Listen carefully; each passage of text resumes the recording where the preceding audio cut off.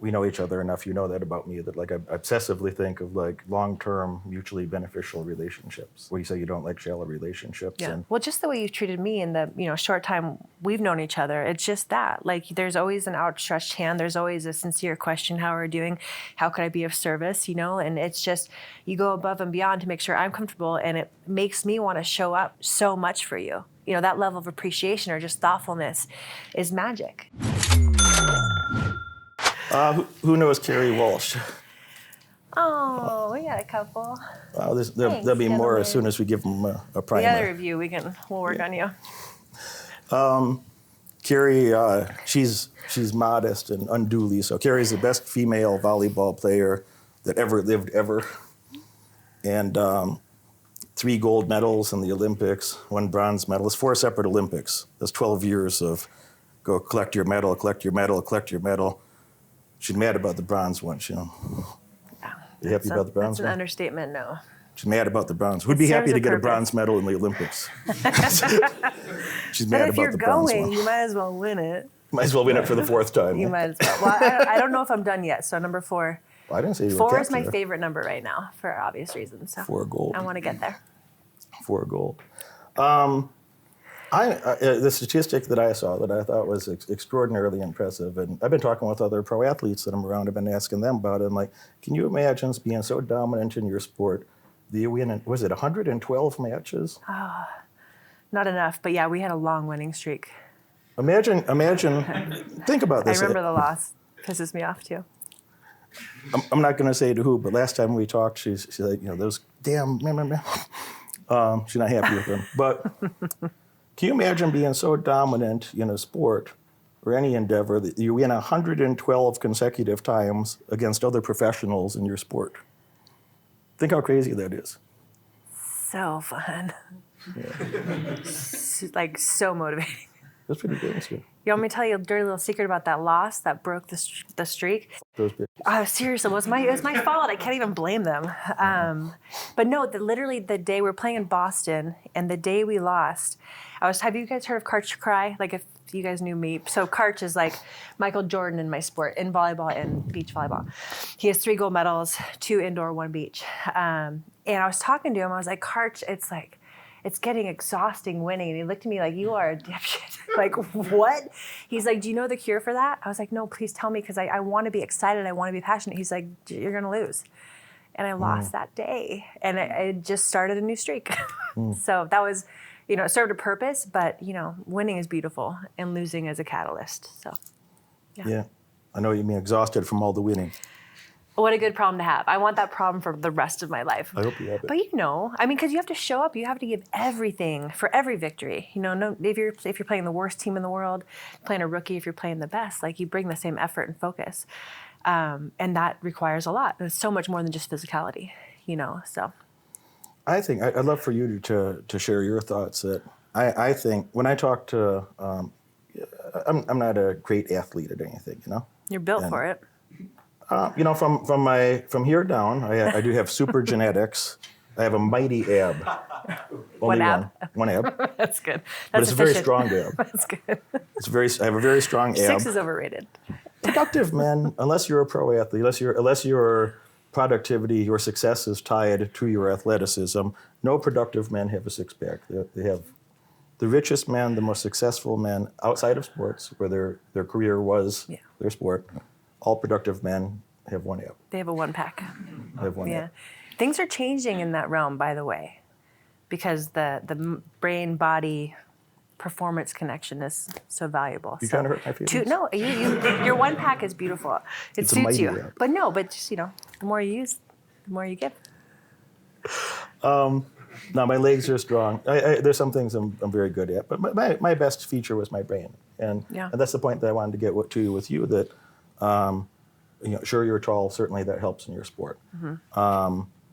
Numerous other things. But I think the psychological toughness, that's what I'm impressed with about you, that you got to have a focus to win 112 matches. Yeah. And all these medals and so on. So I was like, there's something for me to learn from you about that part. That I'd love to just poke around there a little bit. Yeah. I think we're all going to learn something. Oh, I hope. Well, It's so fun to chase your dreams, to pursue what's meaningful to you, right? And I feel like the victories that I've been fortunate to have, especially in that streak, like it was a perfect storm of everything that I love so much. There was so much purpose behind what I was doing, and there was so much belief. Like literally, my partner and our goal was to beat everyone 21-10, which is an ass kicking. And if they got 15 points, we were offended that we allowed that to happen. So we were very hungry, we were very focused, and we were unwavering in our belief in ourselves. And we did, and I don't mean to sound arrogant by saying like we wanted to destroy everyone. We really did, and we took pride in that. And I think that that's what allows for dominance. You're obsessed with that, and within that, you're really flexible, you're working together, you're problem solving real time. And you're able to do those things really effectively if you just have that passion, that drive, and that hunger in the moment. So for how I played with Misty, my partner we won 3 gold medals with, I played with her for over 10 years. And there's maybe 5 times in 10 years together where that hunger was lacking, or there was a disconnect between us, because once we stepped in the sand, it was the same thing with training. We didn't just show up on game days magical. We showed up in training magical. So every single day we lived our greatness, and then we showed up to play. We literally just press played, showed up with all our hearts, and we danced with what was in front of us. It was very, very powerful. And the hard times, like one thing that I'm so proud of Misty and I is that this is so rare in any team, in any setting. It's like when things get hard, most people go this way, right? You have your team, you have your partner, your wife, your husband, whatever it is. When things get hard, the tendency is to go away and to isolate. Misty and I, and my husband and I do this now, when things get hard, we literally go like this. So if there is any little seams and fissures, we like close the gap completely. And that to me is just magical. And no one does that. So, something you mentioned to me once upon a time, I thought was, it stuck in my head and it rattled around in my head, that whatever happened with you and your partner when playing, that you always wanted to walk off the court together, and Yes. Not one of these spectacles of frustration amongst each other, that you went there together, and whatever happened, you're going to leave there together. Yeah. Can you elaborate on that? Yeah, no, it's just a choice. Like if you're in it for the long haul, if you're in it and to do amazing, great things, when things get hard, it's like an opportunity, right? Like intimacy comes from going through conflict, from, like being, like doing the grind together. And this is the same thing in my marriage, same thing in all of my partnerships. It's just like when shit's going down, I'm going to take your arm. And if I'm vulnerable, if I'm nervous, if I'm having a bad day, I'm going to tell you, and hopefully you're going to step up and carry the team for the ship. And then I will do the same, when things get hard. I think that's so valuable, because so often for me, like part of my job, I'm a big empath. Like I can feel a lot and I look a lot. I learn from watching other people. And I've watched the greats. Like I used to go and watch Kobe, at the, floor seats, watch Kobe be a leader. I've watched so many interviews of Michael Jordan and all of the greats, Muhammad Ali, Bruce Lee. These are my favorites. And I watched them, Mia Hamm, Misty May. And they just tell you so much, and they just took a pride. Like they weren't above getting their asses kicked, like they could take a punch, but they did it knowing that this serves a purpose, And so when things get hard with Misty and I would watch other teams and they'd lose and they'd walk off 2 different directions. One would be talking to the coach, one would be talking to a trainer, and they'd be bitching about each other. And I'd be like, I got you. We got you. We don't do that shit. And to me, it was such a source of pride, and it was so simple. It was such a simple recipe for greatness, but it was hard because we definitely, we're 2 women. We have 2 big opinions. We're both leaders, and sometimes you followed, leadership is very fluid. But we made that decision and we stuck with it for over 10 years. And because of it, like every hard moment made us better, and we rode so many good moments because we believed that we could, we believed we should, and we stuck together. One of my favorite things that I've heard, I listen to a lot of self-help stuff, it's like never argue for your own limitations, right? And if you don't have the structure around you, it's so easy to not be fit, to not eat well, and so because we become what we're surrounded by.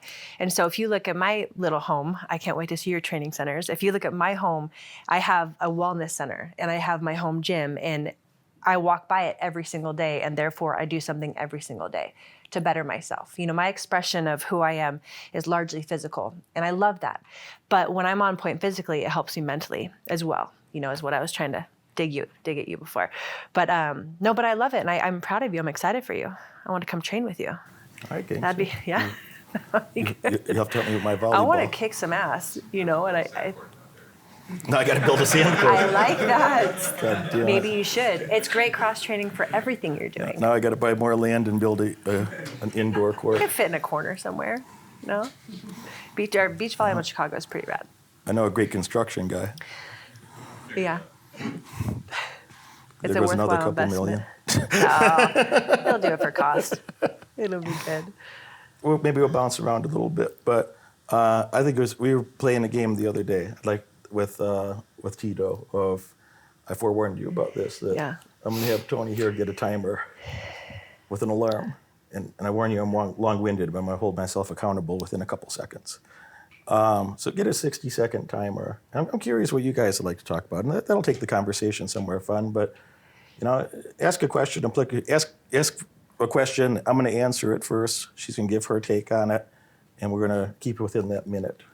What are you thinking about? I actually have an interesting question because this is something I could personally think like, okay, there's superstars, right? Mm-hmm. But then there's like a different Yeah. type of creature of someone who like works on a team with someone.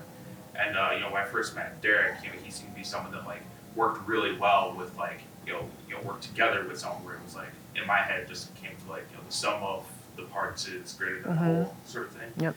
So and you're the same way because you've been playing with the teammates. So I'm curious from both your perspectives and like what are some advantages do you get from working with I guess like someone else who is on that level, not necessarily someone who is just whatever, someone that's developing that relationship. What sort of benefits like come from that really are missed with just two people working in the same lane as opposed to two people working together? Yeah. I mean, Travis knows me for 4 years, and you've met Travis before as well, and he's had the joy to be around my cheeriness and my warmth most every day for the last 4 years. What did you 50 say? It's a months. grumpy cheeriness? What is it? Equally grumpy and cheery at all times. Equal opportunity. Consistently equally grumpy and cheery at all times. I mean, you know my personality very well, so you're teeing me up to answer that for others, and that's fine. But I like being cooperative, I like having other high-performing people around me. I'm very competitive in some ways, and you know that I'm very focused, very competitive in some ways. But man, ain't it nice to have other quality people around that can help in some can help carry some of the load, that you can focus on the things that you're best at versus focusing on the things that I could be very good at, but it takes more willpower, more physical or psychological exhaustion for me to do that, and I'm not really optimizing my gifts, if you will. So I love having other high performers around that. It's what I say to you folks all the time: is if you had similar values and similar goals, we started with a similar, and you know what I'm going to say, but I'm kind of unpacking this a little with Kerri, is that if you had similar values of you're going to keep your word, you're going to show up on time, there's a high level of integrity and trust together. That you have a similar worldview, that you're not going to betray each other philosophically in your thoughts or actions, and then if you had similar goals, that we both want that, and then differentiated skill sets. I think it's a recipe for a fantastic relationship. Oh, yeah. There's some things that you'd be much better at than I am, some things that I'm better at than you are, and if you can find that overlap, then I think it's a fantastic foundation for a long-term, fantastically beneficial, mutually beneficial relationship. And I kind of don't trust any relationship in my life unless I have that. If I can't trust the person, or I know they think wildly different than me, nice. If they have, if their political thoughts are wildly different than mine or contrary to what I think, or you get what I'm saying? Yeah, for sure. Yeah. I just think there's so much value. Like if you look around the room, like there's greatness in this room in all its different expressions, And for me, all of my success has come because I've like literally sat by the best in the world, And for me, he said I was humble in the beginning, and I don't know if it's humility or insecurity, but it's like my insecurity drives me. My success has made me insecure because it's like it's past. And so I'm always just trying to prove to myself that I'm capable of growing and learning no matter what's happening. And for me, my teammates, they've always been that friction point. They are mirrors to me. So if I'm an asshole, I see that reflect. I was like, okay, I can do that better. If I'm struggling in one area and they're excelling, then it's like positive peer pressure. It makes me want to work, to kind of hold up my end of the bargain. But I'm a team sport athlete for a reason. For me, why I love my sport so much, it's like a marriage. There's only two of us. I played indoor volleyball for 12 years and I played through college, my first Olympics, and I was one of the herd. I loved it. But at some point, I'm like, I want to graduate to a smaller team. And beach volleyball is like the ultimate team sport to me, And so I've learned so much about myself in the team dynamic. I've learned that in order to be a great leader, you have to lead yourself first. I know Derek does this very well. Like, he can't demand anything of you guys if he's not demanding this of himself. And I think greatness to me is the consistency, doing the daily things, the things that are so unglamorous and you don't want to do, but you do it consistently because down the road it's going to serve you. So being on a team has been the joy of my life. Certainly a lot of gray hairs, a lot of stress, a lot of I want to lose my mind right now, but that always leads me to more intimacy with myself. With the relationships in my game have been my favorite part of it, and intimacy comes from depth, comes from going through shit together, like I said earlier, and even those hardest conversations to have, the hardest failings with my partner, has always led me to better with them. Trust is like actions over time, and so that trust, you have to be in the saddle with your team in order to develop that type of stuff. A comment you made once in the past that really caught my attention. You said you said it kind of casually, but very matter-of-factly, that masters are consistent. Yes. I think that'd be a very useful thing to elaborate for them. That I talk to them all the time. That I work every day because I think I spend money every day. I'm supposed to make money every day. Yeah. If I love what I do, why would I take a day off? Mm-hmm. If you're living your purpose, if you're doing what you're supposed to do, why the hell would I want to take a day off? No. So I like that consistency thing. That. You might have a very different perspective. No, God. My experience with Kerri is we end up to a lot of the very same, we have very different words that we use to describe similar psychological phenomenon. I'm a hippie, so I use those words. Yeah. But there's a lot of overlap in thought, but again, very different words, but similar processes in some ways in the background. But I just find that fascinating that you think about some of those things very differently than I do, and I respect that, and I feel like I've learned things and I can learn more things, so I respect that a lot. The train's cheering for you as well. Appreciate that. And I just love for you to share some of your perspectives of that masters are consistent thought. Yeah, well, I was watching a lot of, for the first time in I think 2 years, I'm really hungry again. We all want to kick ass, right? We're all in this room because we want to kick ass. But have you ever been at a spot in your life where you're just, that hunger is missing? And then you get it back and you're like, fuck, hunger is so valuable. And you can't manufacture it. For 2 years, I've been waiting. I had an Olympics last year. I didn't make it. And I was fighting with everything, but I didn't have this hunger deep inside of me. And it just showed up for this year.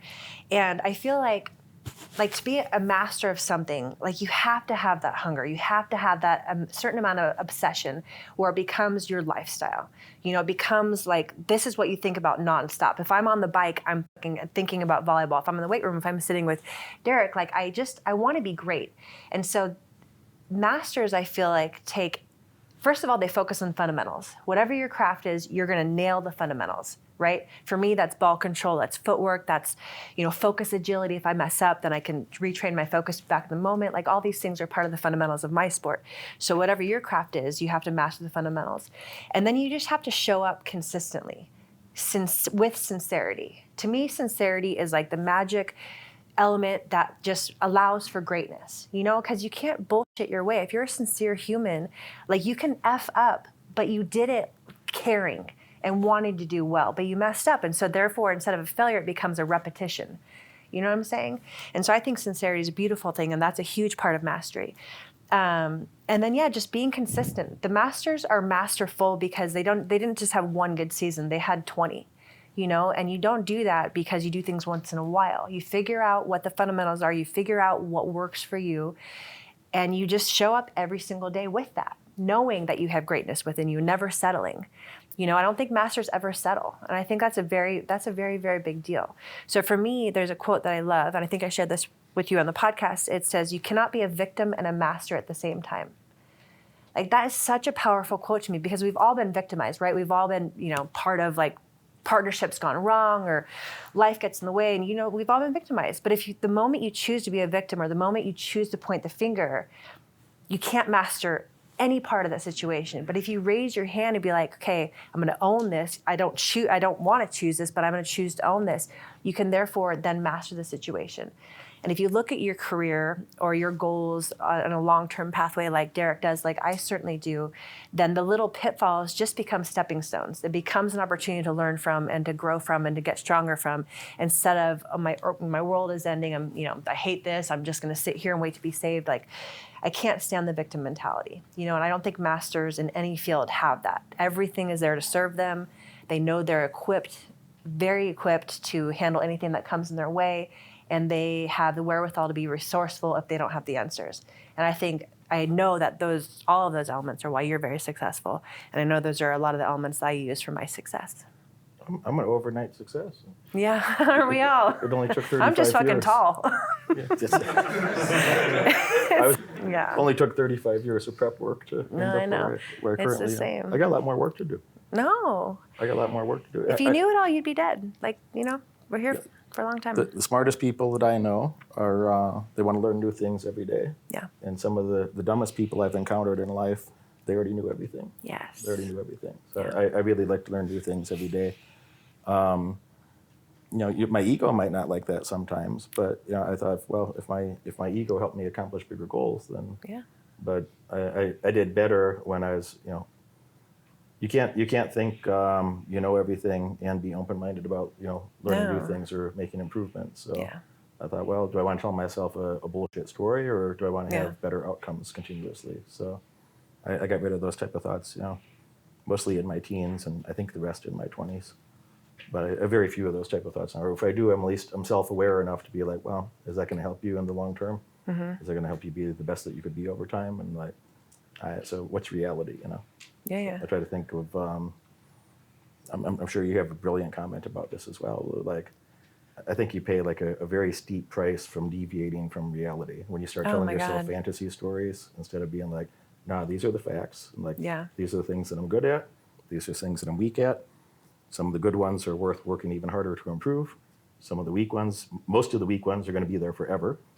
And some of the weak ones are worth focusing on and fixing. I'm never going to be a great heart surgeon. I couldn't care less. I'm never going to be a great golfer. Couldn't care less. Yeah. But so some weaknesses or liabilities are worth working on and improving, because we got to get rid of some of those liabilities. We got to improve some of the weaknesses. How do you think about that sort of thing? Of kind of the way I'd say it is, being in as close to an alignment as your brain would allow you. Your subjective brain would allow you to be in alignment with like objective reality, just the way things are.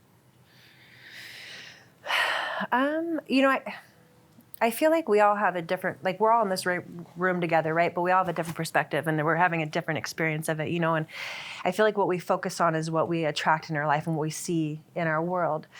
And so for me, I just think that I'm an optimist. I'm not Pollyanna.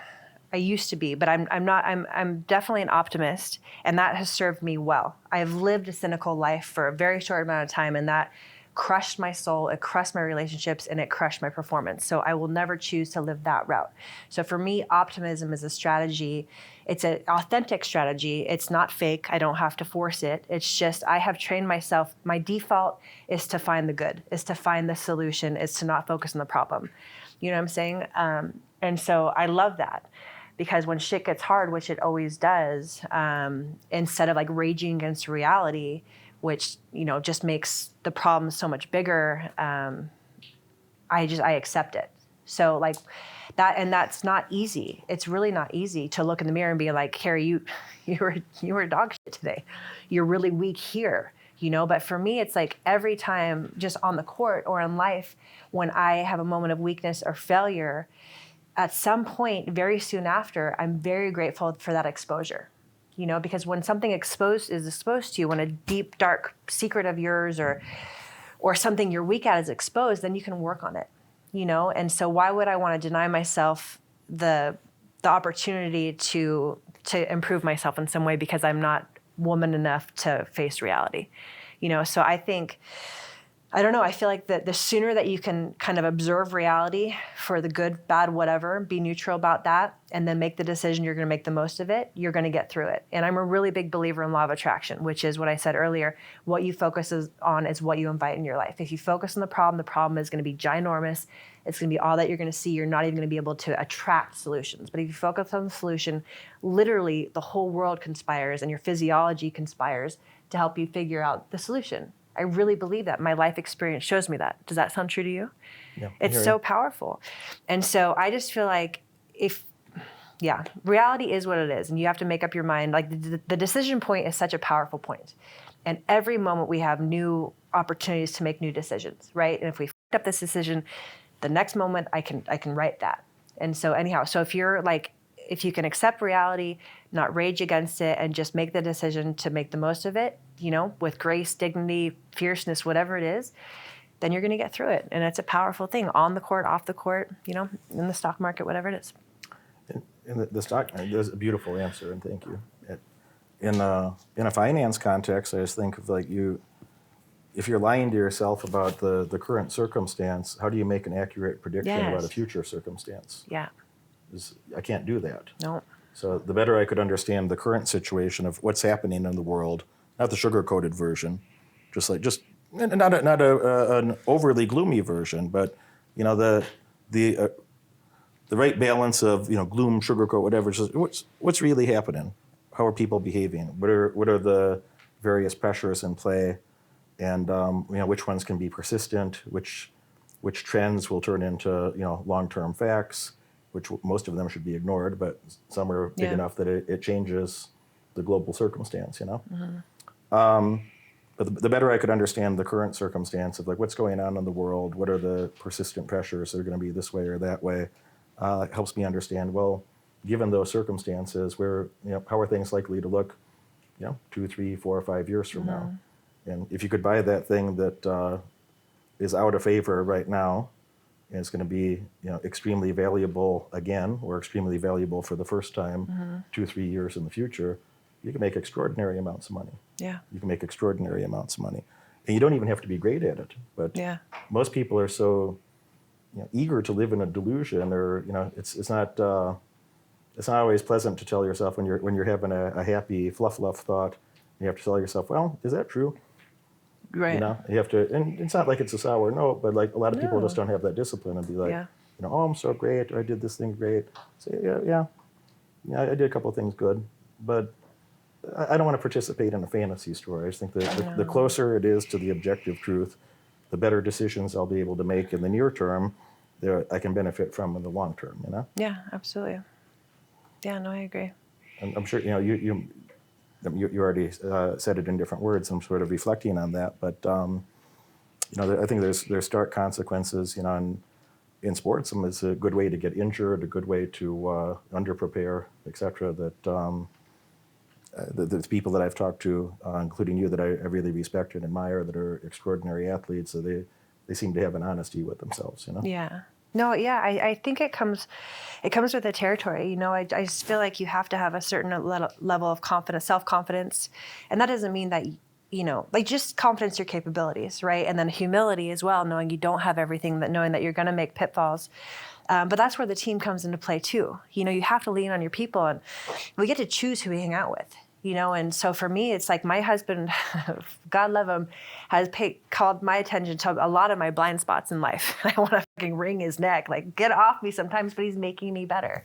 And that's the value of this room, is that we get to bounce things off each other, and say, I just experienced this, this was my call, this is why I made this decision, this is what happened, it wasn't what I wanted. And if you have the long-term vision, if you have the true belief in yourself, and purpose behind it, you're going to take that hard knock and you're going to turn it into something wonderful down the road. And that's just part of it. I don't know. I do like feathered nests. I do want to invite ease and flow into my life, but it's to me, the hard parts of the journey just make me so laser sharp like knife sharp, and I want to live on that edge. I don't want an easy zone, and I don't want things hard all the time. I want to walk that edge. And in order to develop more range within myself, there's a little bit of a side note, but in order to develop more range, more capabilities, more awareness, I have to take these risks, and I have to be willing to fail, the return on when I do succeed is great, but if I risk and I lose, then I have to turn that into a winning opportunity. And for me, I want to be rangy my whole life. As a multi-sport athlete, I'm really studying with all this pandemic stuff. I've researched so much, like the breadth and scope of my knowledge, physically, mentally, spiritually, is getting so broad, and it's serving me in rooms like this. It's serving me everywhere I walk. And I think that's so valuable when you're pursuing greatness. Follow your curiosity and walk that edge and hold yourself accountable, and surround yourself with people who are going to hold yourselves accountable and who are going to inspire you. I think positive peer pressure is a very beautiful thing. It's not like I'm not envious of you. I don't want to be like you. I want to be inspired by you. And I don't know where this is all coming from, but I just think it's really important, in life when you're chasing big things, to have self-awareness, to create your environment to help support your success. And when things aren't working out, you just got to look in the mirror and ask yourself why. There's always a solution. That the thought of blind spots. A blind spot is, by definition, something you can't see yourself. That you need someone, a coach, a significant other, somebody important in your life that knows you well enough and cares about you enough to point out something to you that they know damn well you don't want to hear. Yeah. So, a blind spot is, by definition, something that you can't see about yourself that would significantly help you if you had that extra bit of honesty, So I think that's a very important one. And it takes courage for the person to be the one being like, yeah, there's let me tell you something about yourself. Humorous, as a serious competitor, there's a video on Kerri's Instagram of you playing volleyball with Shaquille O'Neal. Oh, yeah. And her scoring on him. So fun. I saw that like a week ago on your IG, and I'm like, it was dope. fun. Yeah, it was he's so big. And we chopped him down. We really did. What else are you thinking about, guys? All right, so for a specific skill set or arena, how much is general preparedness versus upcoming situations? I mean, you have to have your fundamentals in place. She might have a very different take on it, but you have to have the same basic fundamentals that anybody else does in your domain. That if you don't have a proficiency there, I don't think you're going to win anything. That you could be great at some little niche something, but if you're negligent in your preparation for or just core fundamental the required proficiencies, then I don't see how you can be good at anything. So in my context, there's if I don't understand accounting, or if I can't understand statistics or finance and marketing and numerous things, that's not a business. You can't lead a business. If you can't read the financial statements, then you can't lead the business. If you can't communicate to your target market, then you don't have a business. If you can't manage the money, finance, then you don't have a business. So I think you have to have a proficiency in every key core area, and then you can look at a few things that that now that we're not losing water, when a hole in the boat there, we're letting water in from a hole in the boat there, now I say, all right, what are the things that I'm best at that I can really accelerate this while maintaining those proficiencies? So it's kind of the way that I think of some of that. Ditto. I think it has to be that way. What's true is always true. And I think what's true will serve you in the trends as well.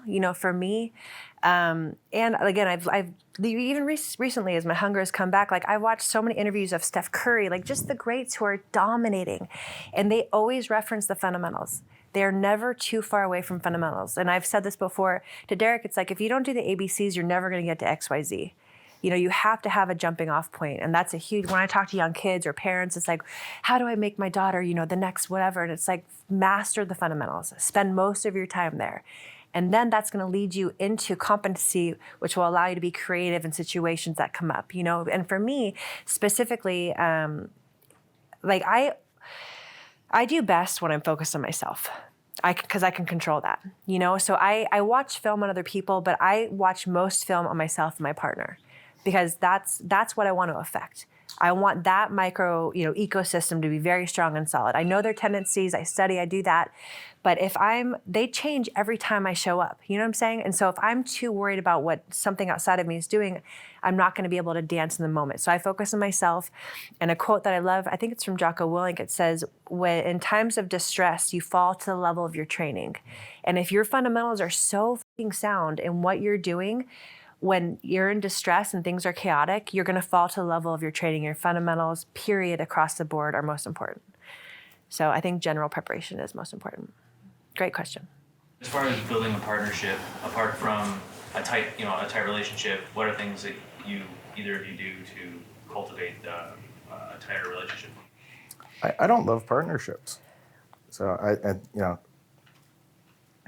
think anything that you could do by yourself, I don't need a partner to help me with that. So I'd like to have other teammates that, people that I'm going to work with and I'm going to cooperate with, and I like to create incentive systems where people's goals are in alignment. That if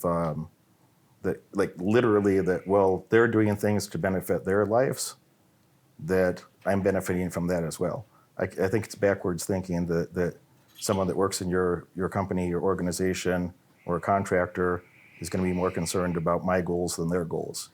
So if I can create a structure that, I want them to accomplish their goals, and if they do the things, create an incentive system that if they do the things that would help them optimize their goals or their profits, that I win along with that, So I think about it that way. I've seen so many people in business partnerships that the number one reason somebody wants a partner in a business is because they're lazy. They don't want to do the work. They have a magical thought that my partner is going to carry the weight for me, that I'm going to show up and do something and they're going to work even harder. And I know what I'm going to do. I know my dedication to my success. I know that I like to have people along with me. They're long-term people that we're going to spend probably decades of our lives together. I have a lot of friends they're my friends for 10, 15, 20 years. I have a lot of friends now that are going to be my friends in 20, 30 years from now. But I don't need a partner in something. I don't like partnerships. It's mine. I'm in control of it. And the people that cooperate and the path, I want them to be well rewarded. But I see a lot of people, partner bumps their head. Everything's great for 10 years, and they bump their head, and now they're embezzling money or they're transferring assets unlawfully or all sorts of awful things that I don't want partnerships that aren't absolutely necessarily and clearly strategically defined, etc. Yeah. I love partnerships. No, that's why you're here. No, I know. Everything Kerri, that's why you're here. resonated. No, I know. I have such respect for you and your outcomes, and I know you think very differently about some things, Yeah. and Well, and yet please share that everything you just said contrast. resonated. So, I love being on a team, but I've learned about myself, especially the past 2 years, especially with my husband, is that I'm very good at doing my job and expecting my teammates to do their job, and then we show up and magic happens. And so that's not the most integrated team, even though in my mind it really is. Does that make sense? So, I think my definition of team is very fluid, and what it comes down to for me is that on the best teams I've ever been on, the things that allows for greatness within each teammate is when, at least for me, I hold myself, like I already said, so fucking accountable. Because then I can ask you to do everything I'm doing. Right? And if I don't do that, then I can never do that. And so I want to win, bottom line. And I cannot be a leader. I cannot, just carry any weight unless I'm doing the things day in, day out. And that to me allows for great teams. When I'm looking for partners, coaches, all these things, energy is a very big deal to me. I cannot be around people who do not have, they don't need to be happy all the time, but I cannot be around energy sucking people. I'm very clear on that at this point in my life. I just lived an experience that was hard every single day, and it took the joy out of everything. So energy to me is really important. And then all things being equal on the craft side, I really look at the fundamentals, the heart, the desire to be great, the beginner's mindset, not a know-it-all, but like a curious human. Because I think the intangibles in life is what separates good from great. A person who's willing to go through shit, and hold my hand through it. And, that those are all very valuable things. And so that's what I look to for sure. And again, not to be too redundant, but relationships they've just shown me who I am. It's like, again, it's that friction point that really highlights what I'm capable of, what I'm made of, and what I want. And so that's why I really value teams. And none of my greatness or great accomplishments has ever come in a vacuum. And I don't think Derek's has either. He's the leader. Like, you have to be a clear leader of your life and create the team environment, or the team or the environment, whatever it is. And for me, the relationship side of my life within my team is very, very important. I've had teammates where we're not the best friends, but we are closely connected. The most, as connected as we can be within each of our capabilities. And we kicked ass. That's important to me. I don't have shallow relationships, business-wise or personal-wise, and that serves me well. But I know for other people, and I think men are different in general, I think men can just show up, kick ass, get the job done, and leave. And you don't need to have those extra layers. For me, I like those layers. There's a lot of greatness there for me. Thank you. You're welcome.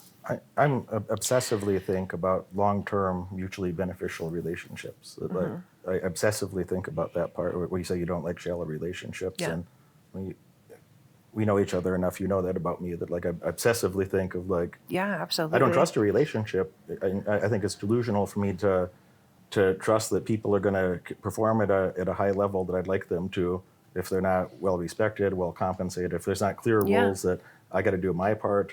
If I think other people are going to be, sleep deprived in perpetuity and say no to a lot of things in their life, like, they're probably not going to do that if I don't too, Yeah. If I haven't set that example, why would I think anybody else is going to do that? They're not, Totally. And so you said this earlier, like I don't really try to hold anybody to a standard that I'm not doing that myself, or I didn't spend a period of time in my life where I did that myself, and they're the person that I'm bringing in, that literally the reason that we're being compensated is you're going to take care of that part, so I can not die 10 years early. Yes. You're going to do that part of my life, so It's a good now I strategy. can live 10 years longer and Yes. allocate my time somewhere else. And Yeah. I'm going to give up some of my earnings that I would be making doing that, and you're going to live very well off of that. Yeah. Yeah. So No, I love it. I love long-term relationship. And Yeah. Well, just the way you've treated me in the short time we've known each other, it's just that. Like, there's always an outstretched hand. There's always a sincere question: how are we doing?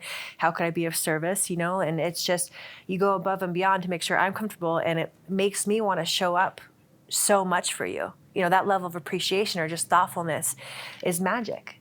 I love that. And then just one more part of your question, like, my partnership the past couple of years was really hard for me. I love her, will always love her, but it was really hard for me. It was a different energy fit. And my husband encouraged us so much to go and do life together. Because when you're so focused on greatness, so just focused on the job, if you can go have a beer together, or just go for a walk and do something that's not in the realm of stress all the time and performance, and just go remind yourselves that you're human, I think that's very valuable. So just that side of the equation is important. So when you're early on in, practicing something that, people become elite in, whether it's sport or investing or business, or I guess the question is, if you were to say that person, spends the next 10 years of their life either studying every decision they've made up until that point in their life, or studying other great people, where would they get more gains? I like thinking about timeless things that I have such tremendous respect for Charlie Munger. And I think today's his birthday, by the way. If that's true, he's 98. Look that up. I think today is his birthday. And Charlie Munger is Warren Buffett's business partner. Okay. And I think Charlie is such a brilliant person, and just a very honest intellect that today's his birthday. Shout out. Happy Charlie, birthday. I know you're watching right now. Happy birthday. Happy birthday to Charlie Munger. He's watching my Instagram, watching us on Instagram. Say hi to Charlie. Shout out to Godspeed. Charlie Munger. 98th birthday, celebrating with us. Thanks, Charlie. Smart guy, clearly. He was a very brilliant guy. And, it's not necessarily like, it's not an investment that he ever said, buy this, not that, but it's the philosophies behind it that are, Charlie's another person. I thought this way since I was a kid, when I was a delinquent teenager, I might be suspended from school, but I was literally at home watching documentary or reading books, and I didn't care what the new trendy thing was. I wanted to read, old books. I was reading, philosophy stuff from hundreds of years ago or a couple thousand years ago, and I wanted to understand how to think. and Bertrand Russell has a fantastic book. It's called, A History of Western Philosophy, which even the audiobook is over 40 hours long. And, it's really is you could retitle the book as, a history of the lunacy of human thought. Yeah. At every time in history, he's going back 2,800 years, and he got a Nobel Prize and spent his life, looking at the history of philosophy. Over 2,800 years that he covers, and that, it's at every time in history, the people of that time think that their way is correct and the old way is no good. And we're living that again right now. So at every time in history, it's always been that way. So it makes me look around, and it gave me a lot more confidence to look around in any given situation and be like, well, what are the enduring facts or truths of our current circumstance? And what's the trendy nonsense or noise that it'd be better to be ignored and focus on those fundamentals? And that gave me a lot of clarity and a lot of emotional stability that was like, no, I don't have to pay attention to those things. That here's the few key things, and I'm going there, and these are the main things that will guide me there, Yeah. I think for me, it's both, for sure. Sorry, you're good. I studied history at Stanford. I think it's really important to know where you come from. I think it's really valuable to know how other people did it. My dad told me, Kerri, if you want to be great at something, watch the greats do it. So I really lean on that mode of learning a lot. I'm a very visual learner, and that helps. But I love reading in these things. But at the same time, so I have this historical knowledge, and I do research, and I've studied the greats, and I lean on that a lot. And not just the greats in sport, but the greats across the board in different arenas. I think so much is, relatable. But as far as where we're headed and the new inspiration that I have, I feel like that isn't so much specific as it is all around me. Does that make sense? And so I'm an athlete, and so I'm curious now that I'm just more aware of myself. Instead of just being focused on my physicality, I'm very focused on my nutrition. I'm very focused on my mindset. I'm very focused on the Stoic philosophers. How did all these? So it's I'm becoming more well-rounded. All driven by my craft. But I'm leaning on history and on current things and on new innovations and all these different things, So I think for me, the greatest value comes from, I think, the past, truly, the traditional foundational things. Again, what's true is always true. But then knowing how to layer on top of that fundamental knowledge where I can keep leveling up, and challenging myself in different ways. But if you look at nutrition these days, it's all ancient. That's the healthy stuff. Real food, go figure. It's nothing is crazy. And same thing with recovery. You got heat and you got cold, and it's just very simple. And I don't want to get lost in the trendy stuff at all. I want to pay attention to it and see if it's going to serve me. But underneath the trendy stuff, there is a foundation of traditional values and knowledge that is always built upon, So, but I appreciate learning from the past, I think, more. For sure. How do you avoid the exhaustion of winning? In other words, keeping that edge so that you're there Yeah. and you don't lose it. I told you I lost, and then that fixed it. I just, for me, I'll go first. Is that okay? It's just part of it. What a good problem to have. Fuck, I'm so sick of winning. I'm never sick of it, but it's exhausting. Have you guys watched The Last Dance with Michael Jordan? So in one of the interviews in that, he was talking about, I don't know if it was North Carolina, his career there, or in the Bulls, and he's like, we had to endure our success. That's a real thing, because what comes with success is not only that you are now the one with the huge target on your back, but you have the media, you have all the other shit that comes with it, the mental, the emotional strain, the pressure, all these things. And so you have to endure your success, and that's just part of it. And that's what I think is kind of what, for me, keeps helping me to grow and develop. It's I have to keep reinforcing and empowering and fortifying myself to endure the success that I'm working for. And that requires me to develop myself spiritually and mentally and emotionally and physically in different ways, So for me, I don't want to lose. I only focus on winning. If I lose, pisses me off, I look in the mirror, what can I do better? How can I create a structure around that? And then I go, But the mental part of my life is way harder than the physical part and the emotional side, And I have a team for that. I lean on my performance psychologist. I make sure everything I do is purposeful to me, because if it's not purposeful to me, when things get hard, I'm going to peace out, and that's not acceptable.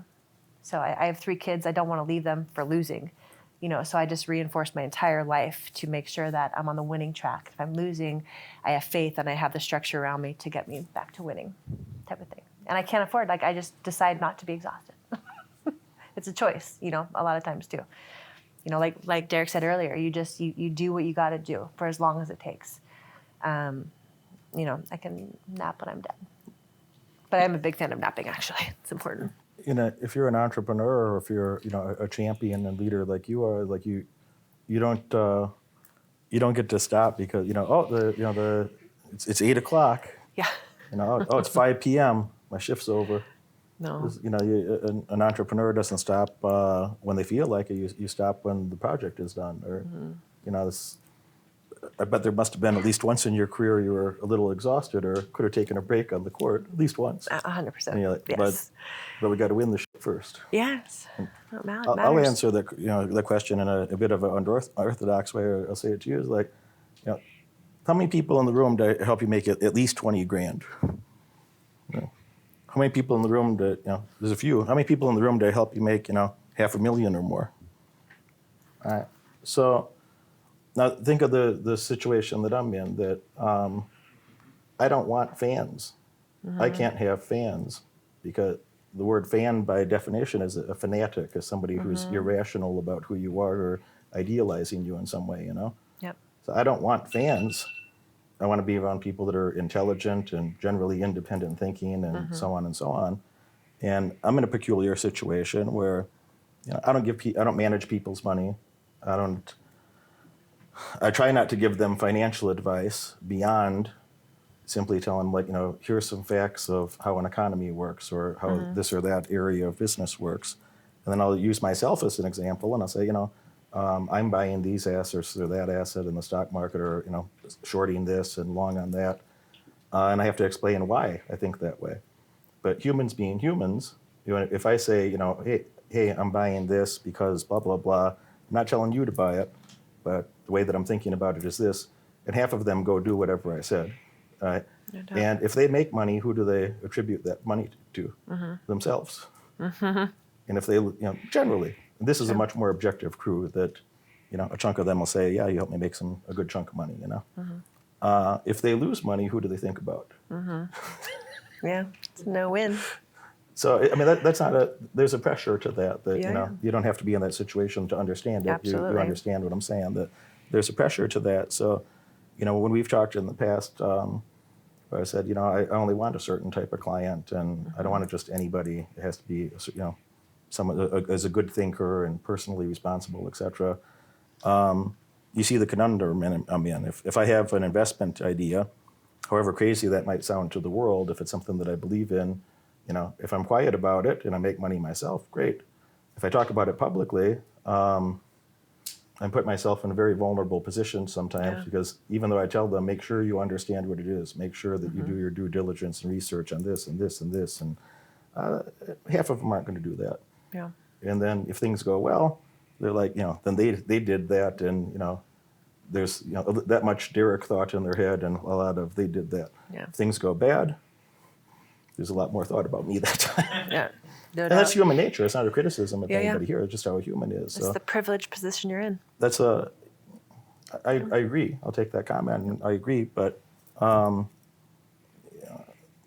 there's a lot of pressure to that I have to do a lot of additional research, and I have to feel like, am I bullshitting myself? I do it in the one. It's a good question. One of the great upsides about it is I think, well, it made me do a lot more research or maybe do a lot more thinking myself about my own investments. That there's something that maybe I would spend money on, but I'm like, if I'm going to talk about that publicly, like I better know that. Yes, absolutely. And I'm still going to be wrong a chunk of the time. And I have to tell them that ahead of time that, like, I'm still going to be wrong a good chunk of the time. Yeah. And as long as I'm, the order of magnitude of your successes is a bit greater than the order of magnitude of your failures, you can still make a lot of money. Yeah, right. Funny thing about entrepreneurship, you could be wrong most of the time. You don't have to win every time. You could be wrong most of the time. And if you're correct in a major way one time, they call that a billionaire. Yeah. Yes. So it's just an interesting position in the world that I find myself, Yeah. Well, I love that you mentioned the quality of your clientele, because you guys all should give yourselves a high five for being in this room, because I know he doesn't dig around. And he was talking about you guys into the vetting process and the fact that you have to be vested and care and show up and be consistent. So good job. No, these are great I'm going to people. share that. Yeah. What do you think about Tony? I'm putting him on the spot, by the way. He didn't indicate It's anything. like the but least favorite position to be in. No pressure. Yeah, I think as you guys both go on these journeys of success, you probably meet a lot of new people. And, how do you kind of set that filter of like who's being genuine around you and who's kind of like bullshitting just to get what they want? And how do you like detect that when you go about your day and interact with these people? You've heard me talk about this a lot, but I'll answer the questions. That I try to front load my personality more than I'm intentionally a little bit terse or crass or little meh with people that I don't care who they're, especially if there's somebody that's like wealthy or famous. That I'd rather have I either want to have a very sincere and honest communication, which will be a foundation for a long-term relationship, or if we don't really get along well, I don't need anything from them. Probably they don't need anything from me, and that's fine. But I don't need any fake relationships. I had enough unfulfilling relationships in the first half of my life that I just don't want any. I want to either I truly like and respect someone, and I want to appreciate them and respect them and be honor who they are. But I also want to be understood for who I am, and if they don't like me, this is perfectly fine. But you see me many times that I front load that personality. Or I had a chat with Mark Cuban about this exact topic, and I said, Mark, there's times in my life that because of my communication style, that I know I've alienated some people that I could have had transactional relationships with, that we would have been both valuable to each other in the short term. And I said, Mark, I know there's times in my life that some of my best friends that have way more going on for them than I did at that time in my life. They're a lot richer, or more famous or something. So the reason that we're friends is not that they need anything from me at all. I was 20-something years old when we had this talk, So it's not they need anything from me at all, that we sincerely like each other and understand each other, and there's a mutual respect or trust that whatever we do together, it's going to be good, Mm-hmm. So I asked him his thoughts about that, and maybe I shouldn't put the answer in a YouTube video, but the general response was, there might be 2 or 3 business things in your life that, not that Mark would do this, but a less scrupulous person might lie, cheat, or steal to make sure those 2 or 3 big deals go through. And he said, if you do that well, that you could do anything else you want with the rest of your life, and shouldn't be concerned what other people think about it, And that's just a reference point of one person, but that's also a person that made $5-6 billion or something, and had a lot of freedom in his life. It was a lot more self-expressive than many people in his situation tend to be. Mm-hmm. Yeah, God bless him for that. Gets in some hot water sometimes. Shout out to Mark Cuban. I know you're watching right now. I'm a fan. I like Shark Tank. Do you? Yeah, I enjoy it. He does a lot. good on that show. Yeah, I like it. For me, I think everyone is wonderful, like to a fault. It gets me in trouble all the time. But I grew up in a bubble, like Bay Area, like redwood trees. Like I just was, only surrounded by family and only playing sports, and so I just had this perspective of the world that you guys are all incredible humans who only want the best for me, And I have to kind of go through some shit with someone repeatedly to figure out that you're not worth my time or you're not sincere. That's just kind of how I roll, and I'm okay with that. My husband grew up in Vegas, like a mile from here, and his bullshit detector is incredible. Like I'm envious of it. But for me, in marriage counseling, I learned this. I learned that there are only 1,440 minutes in the day, 1,440. And I learned that because my husband, one of his biggest complaints, he's like, babe, every time we're out in the world, people come up to you and they want your time and your energy, and you give it to them. When you come home, the energy you spend with us is less quality. He's like, that's bullshit. I can't stand for this anymore. And we were in marriage counseling, and our guy was like, you're worried about your 1,440. And when I learned that that's all you get in a day, I'm terrible at it still, but I'm getting better. It really helped me just be more mindful of who I have energy exchanges with, and who I have prolonged conversations, because I love people. I'm a very big introvert, but I love engaging with people, learning from people, and just sharing happiness with people, but it gets me in trouble a lot. So I'm working to be more mindful of it. But I believe that, I don't know, I'm literally inspired by so much and so many, no matter titles or anything. I really get a kick out of humans. And so I'm trying to figure out my process with it. But as long as you're not bullshitting me, it'll take me a couple offenses to figure it out. But I get there eventually. But most people are good, and people are always very kind to us. We were at dinner and this gentleman walked up to Derek and we were eating, and I went straight to Derek, and he was very Derek. He was very curt, very blunt, very kind, gave him a picture and didn't waste one more second, and I was like, how do you do that? Because I would have been like, how's your wife? What's going on? And that's a waste. Like, not that I don't need to know that stuff. But I respected that because the guy went away happy, didn't interrupt us, and it was good. I was living on my coach's living room on a mattress. I ended up just bouncing at a bar. I'd been a cop. I quit my job. And Derek Moneyberg presents 10 Commandments of Wealth. Took the gamble on myself to become a successful professional fighter and make it to the UFC or Pride, and at the time. And am I making a sacrifice right now, or am I just investing in a better future? So it's easier for me to make those decisions when I think about it is like, oh. Yeah, absolutely. And now that you mention it, having to actually really process and think about it, I think that word sacrifice is kind of like, I believe it's the word that the ones at the top kind of use to make everyone else feel better about it. Because when you're at the top, now you realize that was an investment. Was everything just golden and easy and handed to you, or do you have a little struggle yourself along the way? No. Yeah, in 2013 and 2015, I was living out of my car, full time, and I was too proud to ask for help. Like, how ridiculous is that? You're living out of your car and you think you know it all. And 2015, that's when I kind of I knew that I didn't know it all. So why not find experts in that and really shortcut that? I thought I was going to just chip away. I thought I was just going to read books till I was an expert. Mm-hmm. I never really talked to anyone that actually did it. It's been about a week since I've joined the 10 Commandments of Wealth program, and there's so many interviews that are offered in this program. I'm inside the Derek Moneyberg 10 Commandments of Wealth program.